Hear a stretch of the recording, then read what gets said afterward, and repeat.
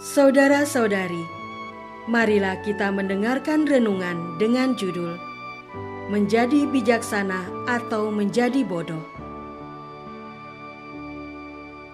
yang berdasarkan pada Injil Matius bab 25 ayat 1-2. Pada waktu itu, hal kerajaan surga seumpama 10 gadis yang mengambil pelitanya dan pergi menyongsong mempelai laki-laki. 5 di antaranya bodoh dan 5 bijaksana. Dalam nama Bapa dan Putra dan Roh Kudus. Amin. Saudara-saudari terkasih dalam nama Tuhan Yesus Kristus. Bacaan Injil pada hari ini menampilkan sebuah perumpamaan tentang kerajaan Allah. Diceritakan bahwa kerajaan surga seumpama 10 gadis yang mengambil pelitanya dan pergi menyongsong mempelai laki-laki. 5 di antaranya bodoh dan 5 bijaksana. Gadis-gadis yang bodoh membawa pelitanya tetapi tidak membawa minyak. Sedangkan gadis-gadis yang bijaksana itu membawa pelitanya dan juga minyak dalam buli-buli mereka. Tetapi karena mempelai itu lama tidak datang-datang juga, mengantuklah mereka semua lalu tertidur. Waktu tengah malam terdengarlah suara orang berseru, "Mempelai datang, songsonglah dia." Gadis-gadis itu pun bangun semuanya lalu membereskan pelita mereka. Gadis-gadis yang bodoh berkata kepada gadis-gadis yang bijaksana, "Berikanlah kami sedikit dari minyakmu itu, sebab pelita kami hampir padam." Tetapi jawab gadis-gadis yang bijaksana itu, "Tidak, nanti tidak cukup untuk kami dan untuk kamu. Lebih baik kamu pergi kepada penjual minyak dan beli di situ." Akan tetapi, waktu mereka sedang pergi untuk membelinya, datanglah mempelai itu, dan mereka yang telah siap sedia masuk bersama-sama dengan dia ke ruang perjamuan kawin, lalu pintu ditutup. Saudara-saudari terkasih, setelah pintu ruang perjamuan kawin ditutup, datanglah juga gadis-gadis yang lain itu dan berkata, "Tuan, Tuan, bukakanlah kami pintu." Tetapi ia menjawab, "Aku berkata kepadamu, sesungguhnya aku tidak mengenal kamu. Karena itu berjaga-jagalah, sebab kamu tidak tahu akan hari maupun akan saatnya."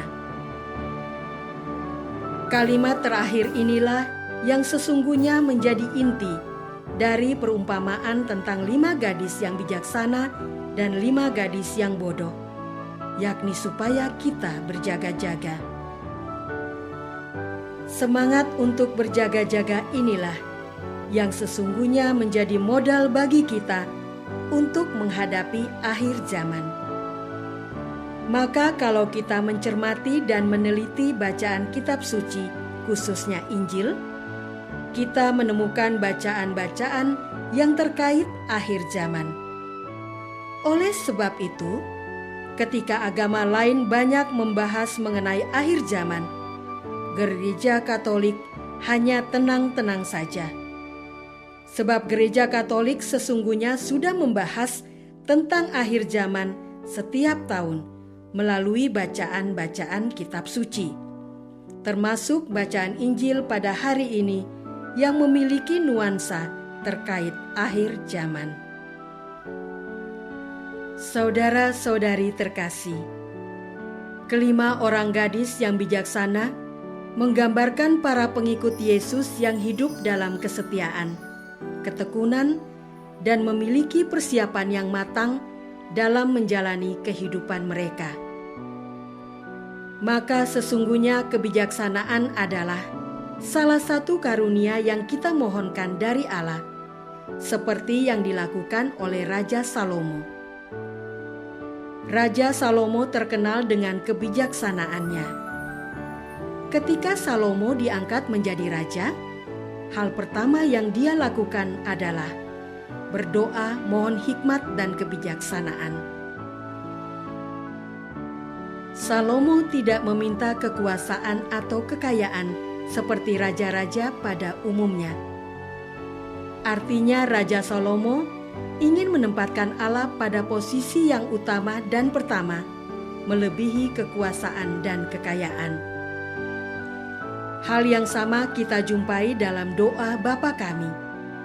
Kalimat pertama dalam doa Bapa Kami adalah, kita memuliakan atau menguduskan nama Tuhan.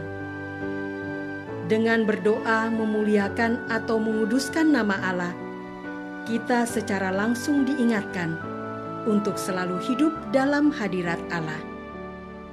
Hidup dalam hadirat Allah berarti hidup dalam bimbingan dan tuntunan Allah. Sebab hanya dalam bimbingan dan tuntunan Allah, kita dapat mengelola dan menjalani kehidupan kita sesuai dengan rencana dan kehendak Allah. Saudara-saudari terkasih, kehidupan kita begitu rumit, penuh tantangan dan cobaan. Sejak bangun pagi sampai tidur malam, kita selalu dihadapkan dengan banyak hal. Kita menghadapi diri kita yang memiliki keterbatasan dan kekurangan.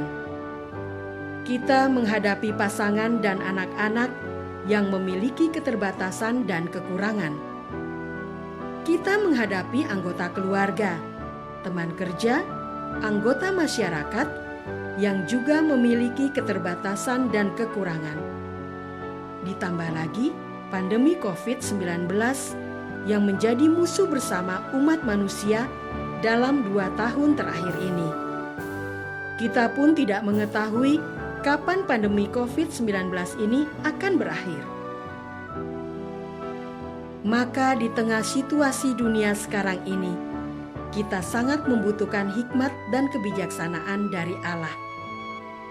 Dengan kebijaksanaan, kita dapat menghadapi situasi-situasi sulit seperti sekarang ini. Berbeda dengan kelima gadis yang bodoh.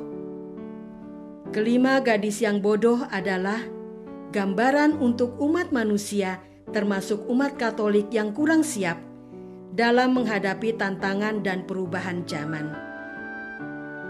Kehidupan di zaman COVID-19 ini mendorong kita untuk lebih waspada, sebab COVID-19 dapat menimpa kita setiap saat. Maka kita perlu berjaga-jaga dan waspada. Apakah kita sudah menjadi orang bijaksana yang memanfaatkan setiap waktu yang Allah berikan untuk berbuat baik? Marilah kita berdoa. Tuhan Yesus, Engkau akan datang kembali untuk kedua kalinya. Bantulah kami umat-Mu, supaya kami menjadi orang yang bijaksana dan berjaga-jaga dan memanfaatkan setiap kesempatan untuk berbuat baik dan setia dalam iman, sehingga kelak kami layak menyambut Engkau. Doa ini kami persembahkan dalam nama Yesus Kristus, Tuhan dan pengantara kami. Amin. Semoga kita semua selalu dinaungi dan dibimbing oleh berkat Allah yang Maha Kuasa, Bapa dan Putra dan Roh Kudus. Amin.